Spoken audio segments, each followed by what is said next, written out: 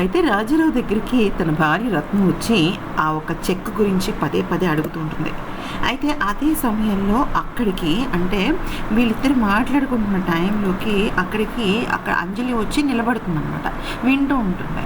అయితే ఈలోపు ఈ రత్నం, మీరు నిజం చెప్పండి, గీతాంజలికి పుట్టిన మొదటి కూతురే కదా అంజలి, నా అనుమానం ఈ నిజమా అనేసరికి ఇంకా షాక్ అయిపోద్ది అనమాట అంజలి. ఇదేంటి, నేను వాళ్ళ కూతుర్ని అంటున్నారు ఏంటి అనేసి రకరకాలుగా ఆమెకి డౌట్ వస్తుంది అనమాట. డౌట్ వచ్చి అక్కడే వింటూ ఉంటుంది. అయితే ఇక ప్లీజ్ చెప్పండి అని, నేను చచ్చినంత ఒట్టే అని రత్నం ఒట్టేయించుకుంటుంది. యాక్చువల్గా అయితే పెద్ద ఆయన చెప్పడు, ముసలాయన చెప్పడు అనమాట. చాలా గాబరాగా ఫీల్ అవుతుంటాడు, తనలో తనే మదన పడుతూ ఉంటాడనమాట. అయితే ఇక మొత్తం విషయం అంతా చెప్పేస్తాడు. అంటే గీతాంజలికి ఒక పాప పుట్టిందని, అయితే ఎవరి చేతుల్లోనో మోసపోయి ఆ పాప పుట్టిందని అనగానే ఇంకా అంజలికి ఫ్యూజులు ఎగిరిపోతాయి అనమాట. అంటే తన తల్లి గీతాంజలి అని తను అనుకోలేదు కదా, తన కన్న తల్లి అనమాట తను. అయితే ఇంకా వాళ్ళ మేనమామ శబరి ఆశ్రమానికి ఎలా తీసుకువెళ్ళాడు అన్ని విషయాలు చెప్తూ ఉంటాడు. అంజలి వినేస్తూ ఉంటుందన్నమాట. ఇక ఆ తర్వాత వీళ్ళ నాయనమ్మ కుప్పకూలిపోతుంది. అయ్యయ్యో ఇలా జరిగింది ఏంటి అనేసి కుప్పకూలిపోతుంది అనమాట. కుప్పకూలిపోతే ఇంకా బాధపడుతూ ఉంటాడు. ఈలోపు ఈయనకి హార్ట్ స్ట్రోక్ వచ్చేస్తుంది. చాలా పెద్ద హార్ట్ స్ట్రోక్ వస్తుంది అనమాట. ఇంకా ఈ మాట్లాడలేక కూలబడిపోతాడు, కిందే కూలబడిపోతాడు అనమాట. ఈలోపు అంజలి వచ్చి, అంజలి బాధపడుతుంటే అయ్యయ్యో అని, తాతయ్య గారు రండి హాస్పిటల్కి వెళ్దాము అంటే, అమ్మ నేను నీకు చెప్పాల్సిన నిజం ఉంది అంటే, నేను విన్నాను తాతయ్య గారు, నేను మొత్తం విన్నానండి తాతయ్య అనేసి అంటే, అమ్మ నన్ను ఒక్కసారి ఆఖరిసారి తాతయ్య అనేసి అంటే అని పిలుస్తుంది.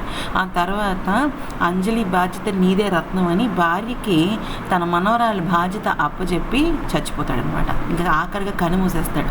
అంటే పాపం అంజలి బాధ్యత తను తీసుకోవాలనుకున్నాడు. అప్పటి వరకు అనాథాశ్రమంలో తన కష్టాలన్నీ విని ఇంకా తట్టుకోలేకపోతాడనమాట. ఇంకా చచ్చిపోతాడు. చచ్చిపోయిన తర్వాత అందరూ వచ్చి ఇంకా ఏడ్ చేస్తారనమాట, అయ్యయ్యో తాతగారు చచ్చిపోయారా అనేసి. ఈలోపు వీళ్ళ కొడుకు ఈ విషయాన్ని సంజన వాళ్ళ కుటుంబానికి చెప్తే సంజన ఇంకా ఏడ్ చేస్తుంది అనమాట. సంజన ఫస్ట్ వాళ్ళ నాన్న గురించే మాట్లాడుతూ ఉంటుంది.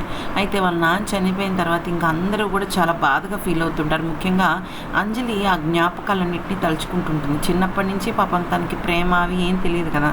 మనీష్ కూడా తలుచుకుంటూ ఉంటాడు, అంజలి తలుచుకుంటూ ఉంటుంది, ఏడుస్తూ ఉంటారు అనమాట ఇంట్లో అందరు.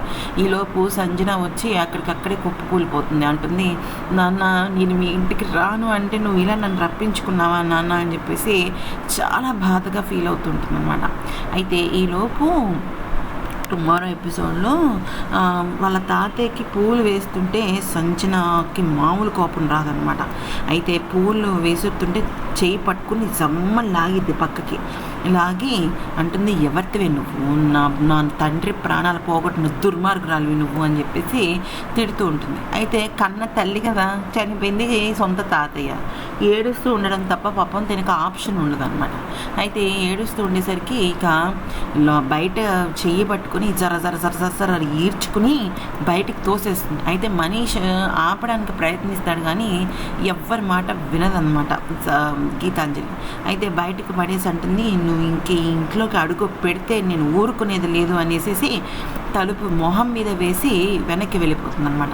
అయితే ఇక్కడ గమనించాల్సిన ట్విస్ట్ ఏంటంటే, ఈ పెద్ద ఆవిడ ఉంది కదా, అంటే చనిపోయిన అంజలి వాళ్ళ తాతగారి భార్య నాయనమ్మ, ఆవిడ అక్కడ లేదు సినిమాలో. ఆవిడ ఉంటే వెళ్ళనిచ్చేది కాదు, మేబీ ఆవిడే కాపాడుతుంది. ఈ వీడియో నచ్చితే లైక్ చేసి సబ్స్క్రైబ్ చేసి